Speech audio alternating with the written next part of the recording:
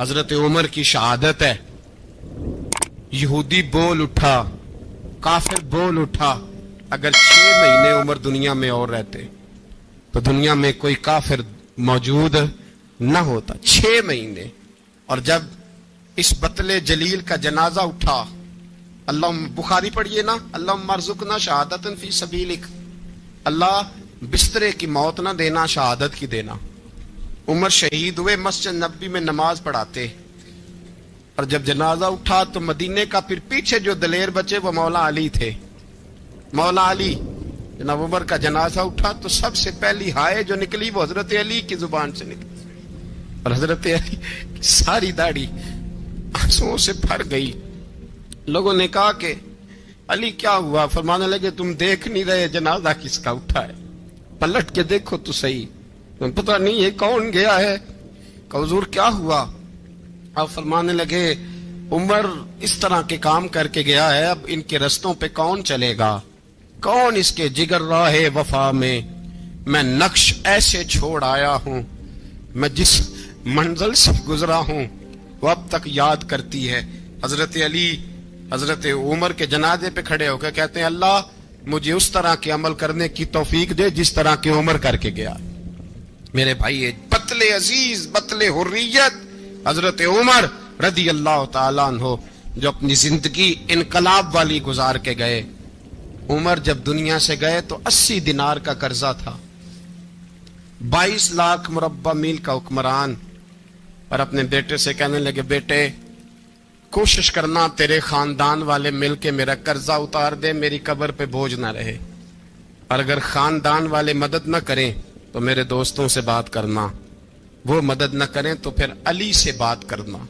ان کا پیار آپس میں اتنا, اور تو اختلاف ثابت کر رہا ہے. 80 دینار کا قرضہ چھوڑ کر حضرت عمر دنیا سے گئے, اور جاتی دفعہ کہہ گئے میرے بعد میرے بچوں کو حکومت کے مشورے میں بھی شامل نہ کرنا, حکومت کے مشورے میں بھی میری اولاد شامل نہ ہو. اتنا بڑا شخص اتنا بڑا رنگ دے کے یکم محرم کو جب عمر فاروق کا وصال ہوا تو بیٹے سے کہنے لگے اماں عائشہ سے جا کے کہو میرا بھی نبی پاک کے روزے میں دفن ہونے کو دل کرتا ہے. ایک قبر کی جگہ ہے اماں جی نے اپنے لیے رکھی ہے, بخاری یا بخاری. حضرت عائشہ کے پاس صاحبزادے گئے, کہنے لگے اماں جی عمر کو زخم لگ گیا ہے, حالت بڑی پریشانی والی ہے. وہ کہتے ہیں اگر اماں اجازت دیں. سید عائشہ رو پڑی, فرمانے لگی کہ اپنی قبر کی جگہ تو نہیں نہ کسی کو دیتا, پر عمر نے کمال ہی بڑا کیا. اسے کہو جاؤ گنبد خضرا میں قیامت تک جو مصطفیٰ پہ اور ابو بکر پہ سلام پڑے گا وہ تجھ پہ بھی سلام پڑھ کے جائے گا, جاؤ میں نے جگہ دی. اعلیٰ حضرت فاضل بریلوی رحمت اللہ علیہ فرماتے ہیں وہ عمر جس کے آداب شیدہ شکر, اس خدا دوست حضرت پہ لاکھوں سلام, اس خدا دوست حضرت پہ. آپ یقین کریں ممبر پہ بیٹھا ہوں, حضرت عمر کا جب نام لیتا ہوں تو میرے وجود کے رونگٹے کھڑے ہو جاتے ہیں. حضرت عمر کی زندگی جب پڑھتا ہوں تو لگتا ہے خدایا ایسے شخص بھی دنیا میں آئے. کہ حضرت عمر رضی اللہ تعالیٰ عنہ کا آج یوم شہادت ہے. میرا تو دل کرتا تھا کہ فجر سے باتیں شروع ہوں اور سارا دن ہی عمر کی باتیں ہوتی رہیں, سارا دن جناب عمر کی باتیں, سارا دن. اس لیے کہ ذکر جناب عمر کا ہوگا پر راضی اللہ کے رسول ہوں گے. میرے رسول پاک علیہ السلام سب کے لیے ہی دعا مانگتے ہیں نا, حضور کی دعا عام ہے, لیکن مصطفیٰ کریم نے کعبے کا غلاف تھام لیا اور غلاف کعبہ کو حضور نے سینے سے لپٹایا اور سینے سے چمٹا کے کہا اللہ میں نے تو کبھی سوال ہی زیادہ نہیں کیے, میں کرنے آیا ہوں, مجھے عمر دے دے, عمر دے دے. حضور نے مانگ کے لیا. اور پھر جب جس کو حضور مانگے اللہ سے, حضرت عوف بن مالک اشجعی ایک صحابی ہیں, حضرت عوف بن مالک رضی اللہ تعالیٰ عنہ فرماتے ہیں کہ جناب ابو بکر صدیق کا زمانہ تھا تو میں نے خواب دیکھا, میں نے خواب میں جناب عمر کو دیکھا, اور میں نے دیکھا کہ کوئی کہنے والا کہہ رہا ہے کہ عمر وہ ہے کہ اللہ کے رستے میں کوئی اسے جتنا مرضی برا بھلا کہے یہ پرواہ نہیں کرتا. کس کے رستے میں؟ بولے سارے. اس کا مطلب ہے اللہ کے رستے میں لوگ برا بھلا بھی. قرآن مجید نے کہا وَلَا يَخَافُونَ لَوْمَةَ لَائِمٍ, کچھ لوگ ایسے ہیں جو برا بھلا کہنے والوں کی پرواہ نہیں کرتے. اور دوسری بات میں نے یہ دیکھی کہ عمر خلیفہ بنے گا، اور تیسری بات میں نے خواب میں یہ دیکھی کہ عمر شہید بھی کیا جائے گا، عمر شہید بھی ہوگا۔ یہ میں نے 3 باتیں خواب میں دیکھی۔ فرماتے ہیں میں نے آ کے خواب حضرت ابو بکر صدیق کو سنائی، وہ خلیفہ تھے۔ وہ کہنے لگے ٹھہر جا، میں عمر کو بلاتا ہوں، اس کے سامنے دوبارہ سنانا، اس کے سامنے۔ فرماتے ہیں میں نے بلایا حضرت عمر فاروق کو، آ کے بیٹھے، خواب شروع ہوا۔ کہ ایک بات تو میں نے یہ دیکھی کہ آپ ملامت کرنے والے کی پرواہ نہیں کرتے، دوسرا آپ خلیفہ بنے گے۔ جناب عمر کہنے لگے چپ کر، ابو بکر کے سامنے ہی کہہ رہا ہے، چپ کر، خلیفہ کے سامنے ہی کہہ رہا ہے۔ تو حضرت ابو بکر صدیق کہنے لگے عمر اسے کہنے دو، مجھے لگتا ہے رب کی رضا یہی ہے کہ میرے بعد اگر مصطفیٰ کا منبر ملے تو عمر کو ملے، اسے کہنے دو، کہنے دو۔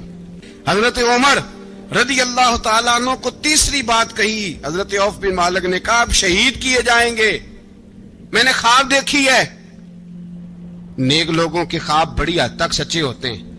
کہا میں نے خواب دیکھی ہے۔ تو حضرت عمر کہنے لگے شہید تو دلیر لوگ ہوتے ہیں، شہید تو دلیر، جسے سارا زمانہ دلیر کہہ رہا ہے وہ اپنے بارے میں کیا کہہ رہے ہیں؟ کہتے ہیں شہید تو دلیر، میں تو کاہل سا آدمی ہوں، سست آدمی ہوں، میں تو اتنا کام ہی نہیں کرتا، تو یہ خواب تو نے جو دیکھا ہے نا پھر سے دیکھنا۔ تو ابو بکر صدیق فرمانے لگے عاجزی نہ کر، انکساری نہ کر، تو جو کہہ رہا ہے ٹھیک کہہ رہا ہے، لیکن مجھے سن کے شکر بھی ہوا ہے اور افسوس بھی ہوا ہے۔ افسوس اس بات کا کہ تیرے جیسا بطل عظیم چلا جائے گا، اور شکر اس بات کا کہ رب تجھے زندگی بھی اعزاز والی دے گا، اور شہادت کی موت دے کے اللہ تجھے موت بھی عزت والی عطا فرمائے گا۔ اللہ موت بھی تجھے عزت والی دے گا، تجھے کاہلوں جیسی موت اللہ۔ حضرت فاروق اعظم رضی اللہ، او بھائی یہاں تو اس زمانے کا سب سے بڑا مسئلہ پروٹوکول ہے۔ ہم چھوٹے طبقے سے لے کر بڑے سارے پروٹوکول کے قائل ہیں، پر حضرت عمر رضی اللہ تعالی، حضرت عمر کی سادگی اور پھر جناب عمر کی عاجزی، جب انسان اپنے اوپر سوار کر لیتا ہے نا، سوار کر لیتا ہے، میں بدکار پرانا خادم، کسے در ملی نٹ ہوئی، تے واصف یار نے نظر جو کیتی تے واصف ہی ہو۔ میں اکثر سوچتا ہوں حضور نے جہاں بھی کہا نا، فرمایا میرے بعد نبی ہوتے تو خطاب کے بیٹے عمر ہوتے۔ حضور نے فرمایا عمر جس رستے سے جاتا ہے شیطان وہ رستہ بدل جاتا ہے۔ نبی پاک صلی اللہ علیہ وسلم نے فرمایا میرا عمر وہ ہے کہ اس کی زبان پر حق جاری ہے۔ حضور علیہ السلام نے فرمایا 950 سال حضرت جبریل میرے عمر کی شان بیان کریں تو ان کی عظمت ختم نہیں ہوتی۔ 950 سال جبریل عظمت بیان کرے تو ختم نہیں ہوتی۔ یہ بات ہے حضرت عمر کی، اور فرمایا عمر ابو بکر کی نیکیوں میں سے ایک نیکی ہے، یہ شان ہے اب عمر فاروق رضی اللہ تعالیٰ عنہ کی۔ حضور نے فرمایا میرے بعد نبی ہوتے تو عمر ہوتے، جس گلی سے عمر آئے شیطان رستہ بدل جائے۔ میرے عمر فاروق کی شان 950 سال بیان ہو تو ختم نہ ہو۔ عمر کی زبان پر اللہ حق بیان کرتا ہے، جو عمر کہتا ہے وہی رب کر دیتا ہے۔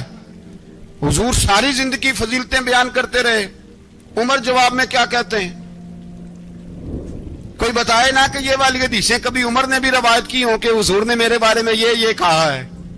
یہ روایتیں وہ روایت نہیں کرتے، ان سے جب لوگ کہتے عمر تیری بڑی بات ہے تو عمر رو پڑتے، کہتے میں تو اونٹ چرانے والے باپ کا بیٹا ہوں، میں تو اونٹ چرانے والے باپ کا بیٹا، اونٹ چرا۔ اس سے آگے عمر گئے ہی نہیں ساری زندگی، اس سے آگے لفظ ہی نہیں ادا کی۔ اور میں تو بھائی اونٹ چرانے والا، میرا باپ تو اونٹ چرایا کرتا تھا، 10 اونٹ تھے، میری ڈیوٹی ہوتی تھی، سنبھالے نہیں جاتے تھے، ابا ڈنڈوں سے مارتا تھا۔ ساری زندگی عمر حج کرنے گئے، ایک خشک تنا کھجور کا عمر فاروق رضی اللہ تعالیٰ عنہ نے اس کو اپنے کلاوے میں لیا، رونے لگے۔ لوگوں نے کہا عمر کیا ہوا؟ فرمانے لگے یہاں میں اونٹ چرایا کرتا تھا، یہاں میں اونٹ چراتا تھا، 10 اونٹ سنبھالے نہیں جاتے تھے۔ دیکھو رسول اللہ کی شان، آج ساری امت چلانے کا طریقہ عطا فرما دیا ہے، ساری نظریے سے پیار۔ یار پیسہ کس کو برا لگتا ہے؟ سارے صحابہ مل کے آئے، کہنے لگے عمر فاروق سے کہنا ہے نبی پاک کے زمانے میں تو ظاہراً غربت تھی، ابو بکر کے دور میں بھی غربت تھی، اب تو بڑا محال ہے۔ عمر سے سفارش کرو کہ عمر نیا کرتا پہنا کرے. ملکوں کے سفیر آتے ہیں, عمر وہی پھٹی پرانی چادر اوڑھ کے اور وہی کئی جگہ پہ پیوند لگے سوٹ پہن کے سفیروں کے سامنے بیٹھ جاتا ہے. عمر کو مشورہ دو. طے ہو گئی بات. سب نے جب مشورہ دے لیا تو سارے کہنے لگے یہ بتاؤ شیر کی مونچھ کو ہاتھ کون لگائے گا؟ کہنا کس نے ہے؟ بندہ بھی تو ڈھونڈو نا. نے کہا جناب میرا یہ خیال ہے کہ مولا علی شیر خدا کہیں گے, کیونکہ جس شخص کی عمر کو سب سے زیادہ حیا کرتے دیکھا وہ شیر خدا مولا علی ہے رضی اللہ تعالی علی کہیں گے. اس لیے کہ جناب علی تو کئی دفعہ جب گفتگو کرتے تھے تو حضرت عمر چپ کر جاتے تھے اور فرماتے تھے علی نہ ہوتا تو میں ہلاک ہو جاتا. تو کہا علی سے کہو. جناب علی شیر خدا کو بلایا. کس کام کے لیے جی؟ اللہ اکبر. یہ ذرا اپنے اس دور پہ اس بات کو ذرا لاکا جناب ان سے کہیں کہ زیادہ نہیں, ایک کرتا نیا پہن لے. سفیر آتے ہیں, وزیر آتے ہیں تو ایک کرتا نیا پہن لے. حضرت علی کو بلایا. آپ فرمانے لگے کوئی اور بات ہوتی تو میں کہہ دیتا, یہ والی میں نہیں کہہ سکتا. کوئی اور ہوتی تو میں عمر کو کئی دفعہ کہہ دیتا ہوں, جلال میں بھی تو سن, یہ والی میں نہیں کہہ سکتا. میں تمہیں ایک مشورہ دیتا ہوں. کہ وہ کیا؟ کہنے لگے سیدہ عائشہ صدیقہ سے کہو, وہ مومنوں کی ماں ہیں, عمر ٹالے گا نہیں. اماں جی سے جا کے کہا اماں جی نیا کرتا عمر سے کہیں پہن لیں. وزیر آتے ہیں, بڑے بڑے لوگ, تو چلو کوئی حرج نہیں. اماں جی نے کہا اچھا کوئی بات نہیں میں بلا لیتی ہوں. جناب عائشہ نے پیغام بھیجا. جب خادم نے کہا نا مصطفیٰ کے گھر سے پیغام آیا ہے, تو 20 لوگ بیٹھے تھے. عمر کانپتے ہوئے اٹھے, کانپتے دوڑے. حضرت عائشہ پردے میں تھی تو فرماتی ہیں عمر اتحیات کی حالت میں بیٹھ گئے. کہا اماں جی دیر تو نہیں ہو گئی مجھے آنے میں؟ کہا نہیں ٹائم پہ آ گئے ہو. کس لیے بلایا تھا؟ کہا عمر دیکھو غربت کے معاملات اور ہوتے ہیں, جب اللہ آسانی دے تو کوئی چیز استعمال کرنا حرام نہیں ہوتی, اگر حرام ہے تو بتاؤ. کہا نہیں اماں جی حلال ہی ہے. تو فرمایا پھر اتنے سفیر آتے ہیں, مشیر آتے ہیں, اب تو مال غنیمت بڑا آتا ہے, ڈھیر لگ جاتے ہیں مسجد میں, تو چل ایک نیا کرتا تم بھی پہن لیا کرو. اور آپ نیا کرتا پہنو گے تو دھاک بیٹھے گی غیروں پر. تو صحابہ کا مشورہ ہے کہ آپ نیا لباس پہنے. اماں جی کہتی ہے میں نے حکم دیا تو عمر چپ کر گئے, گردن جھک گئی. تھوڑی دیر کے بعد سیدنا عمر فاروق نے سر اٹھایا تو داڑھی پہ آنسو گر رہے تھے, رو پڑے. کہنے لگے پاک محبوب کی پاک بیوی جیسے حکم کرتی ہو میں حاضر ہوں, پر مجھے وہ والا لباس پہنانا جو میرے مصطفیٰ نے پسند فرمایا ہے. اگر یہ رنگ رسول پاک کا ہے تو میں حاضر ہوں, اور اگر نبی پاک کا نہیں تو پھر جیسے آپ حکم کریں. جناب عائشہ کہتے ہیں عمر روئے تو میں زیادہ روئی, میرا پلو بھیگ گیا آنسوؤں سے. میں نے کہا عمر آپ جائیے. عمر یوں نکلے تو جو صحابہ کھڑے تھے وہ کونے میں تھے, سارے آ گئے. کہا اماں جی کیا بناؤ؟ فرمایا بھائی تم سب جو باتیں کہتے ہو وہ اپنی جگہ ٹھیک ہیں, پر عمر جو بات کرتا ہے وہ سب سے زیادہ ٹھیک ہے. عمر جس پہلو پر بات کرتا ہے وہ یار ایسی عاجزی, ایسا رنگ, ایسا انداز, ایسا طرز حیات, ایسی زندگی. اولاد کے معاملے میں لوگ بزدل ہو جاتے ہیں, بزدل. پر حضرت عمر کا بیٹا مصر گیا, وہاں سے کمائی کر کے لایا, تجارت کرنے گیا, لاکھوں کا مال. کون سا باپ ہے دنیا میں جس کا بیٹا باپ سے پیسے لے کے آئے تو ابا تفصیل پوچھے کہ بیٹا کہاں سے کمائے, کہاں سے لایا, کتنے ملے, کیوں آئے؟ کون سا باپ تفصیل پوچھتا ہے؟ ابا تو کہتا لا صحیح, اور تعریفیں کرتا ہے میرا بیٹا بڑی کمائی کرتا ہے. کبھی پوچھا ہے اس سے کہ ڈیوٹی صحیح دیتا ہے کہ نہیں؟ کبھی پوچھا ہے کہ تو ایمانداری کی روزی لاتا ہے کہ حرام کی کماتا ہے؟ یہ باپ کی ذمہ داری ہے, یہ اماں کی ذمہ داری ہے. پھر کہتا ہے بیماری کیسے آ گئی, پریشانی کیسے آ گئی, تو نے کبھی سوال کیا اپنی اولاد سے؟ حضرت عمر فاروق رضی اللہ تعالیٰ عنہ کا بیٹا مصر سے پیسے کما کے لایا تو جناب عمر نے بلایا, فرمایا بیٹے اتنی تو تیرے پاس راس ہی نہیں تھی, تھوڑے سے تو پیسے لے کے گیا تھا, اتنی کمائی کیسے ہو گئی؟ اتنے تو پیسے نہیں تھے صاحب, کہاں سے کمائی لائے؟ اس نے کہا ابا جی وہ جو میرے چچا ہے نا مصر کے گورنر, آپ کے دوست, انہوں نے میری مدد کی ہے. فرمایا جتنے لوگ گئے تھے سب کی ہے مدد اس نے. کہا نہیں صرف میری کی. فرمایا تیری کیوں کی؟ تیری کیوں کی؟ کہا حضور آپ کے دوست ہیں. فرمایا چپ کر حضور انہوں نے مجھے اتنے پیسے دیے, میں نے کاروبار میں ڈالے تو نفع آیا تو میں ان کی رقم دے کے. فرمایا خاموش ہو جا, باقی جتنے لوگ گئے تھے سب کی مدد کی اس نے؟ کہا نہیں حضور صرف میری کی. فرمایا اس نے تیری مدد نہیں کی, اس نے خلیفہ کے بیٹے کی مدد کی, اس لیے کہ وہ خلیفہ کو اپنے حق میں نرم کر سکے. فرمایا آدھا مال تیرا ہے, آدھا مال غنیمت کا ہے, مال خزانہ کا ہے, مسلمانوں کا ہے, اس لیے کہ تو جو وہاں سے مال کما کے لایا ہے وہ اپنے باپ کے خلیفہ ہونے کی وجہ سے کما کے لایا ہے, لہذا رکھ ادھر. یہاں کہتے ہیں کدھر سے آیا, کیسے آیا, کون سا حساب دیں, کیا کریں؟ او بھائی حضرت عمر رضی اللہ تعالیٰ عنہ کا اپنی اولاد کے بارے میں یہ رنگ ہے. ایک جنگ سے نا خوشبو آئی, خوشبو بڑی مہنگی ہوتی تھی, عرب میں خوشبو آج بھی بڑی مہنگی ہے, وہ زیادہ استعمال کرتے ہیں. میری باتوں کی سمجھ آ رہی ہے میرے بھائیوں؟ بڑی مہنگی خوشبو تھی. جب وہ خوشبو آئی تو حضرت عمر نے کہا, گھر میں پہلے پہنچی حضرت عمر کے, چونکہ زیادہ عورتیں استعمال کرتی تھی گھر کے اندر خوشبو, مرد بھی لگاتے تھے. حضرت عمر نے اپنی بیوی سے کہا, آپ کی زوجہ تو تھی وہ بڑی خوشبو کو پسند کرتی تھی. حضرت عمر نے اپنی زوجہ سے کہا کہ خوشبو لاؤ, میں نے ایک عورت کی ڈیوٹی لگائی ہے, وہ خوشبو تول تول کے نا تو بھائیسا برابر صحابہ میں بانٹ دے گی. تو آپ کی زوجہ کہنے لگی کسی بی بی کی ڈیوٹی لگانے کی کیا ضرورت تھی, میں جو موجود تھی میں بانٹ دیتی ہوں تول کے بھائیسا برابر. آپ نے فرمایا نہیں تو رہنے دے, اور فلانی بی بی بانٹے گی. کہا حضور میں نے بھی بانٹنی ہے, میرے پہ کچھ حق ہے؟ آپ نے فرمایا نہیں, تو تفصیل نہ پوچھ, تو خوشبو دے دے, کوئی اور بانٹے گی. خاتون خانہ تھی نا, کہنے لگی نہیں مجھے بھی آج آپ کو بتانا ہی پڑے گا کہ کوئی جو بانٹ سکتی ہے تو میں کیوں نہیں بانٹ سکتی. زوجہ کہتی عمر نے بات کی تو میری چیخیں نکل گئیں. حضرت عمر فرمانے لگے جب تو خوشبو بانٹے گی نا تیرے ہاتھوں کو بھی لگے گی, تیرے دوپٹوں کو بھی لگ جائے گی. اگر رب کریم نے مجھ سے سوال پوچھا کہ عمر خوشبو تو مسلمانوں کی تھی, تیری بیوی کے دوپٹے کو کیوں لگ گئی, تو میں اللہ کے حضور کیا جواب دوں گا؟ اگر اللہ نے یہ سوال کیا کہ تیری بیوی نے کیوں لگائی, وہ تو حصہ تھا مسلمانوں کا, تو نے تیری بیوی نے کیوں لگائی؟ تو فرمایا میں نہیں چاہتا کہ اللہ کے حضور مجھے اور تجھے باز پرس ہو, لہذا کسی اور کو بانٹنے دے. زوجہ روئی اور تڑپ کے کہنے لگی عمر مجھے لگتا ہے صبح قیامت بھی تیری بیوی ہونے کی وجہ سے اللہ مجھے جنت عطا فرما دے گا, تیری زوجہ ہونے کی برکت سے. بھائی یہ معیار رکھا, خدا کی قسم ایسا شخص تاریخ میں دوبارہ نہیں آیا. اتنا بڑا آدمی, اتنا بڑا شخص, اتنا بڑا آدمی, اور پھر رنگ یہ ہے کہ عمر 22 لاکھ مربع میل کا حکمران, 22 لاکھ, اور کھجور کے درخت کے نیچے مٹی کا ڈھیلا لے کے سو گئے ہیں, پرواہ کوئی نہیں, کوئی مسئلہ ہی نہیں. 2 غلام ساتھ بیٹھے تو ایک روٹی حضرت عمر نے گھر سے منگوائی, تھوڑا سا سرکہ, تو غلام کہنے لگے ہم نے بھی کھانی ہے. فرمایا کوئی حرج نہیں, روٹی کو پیٹ بھر کے کھانا ضروری تو نہیں, 3 حصوں میں بانٹ لیتے ہیں.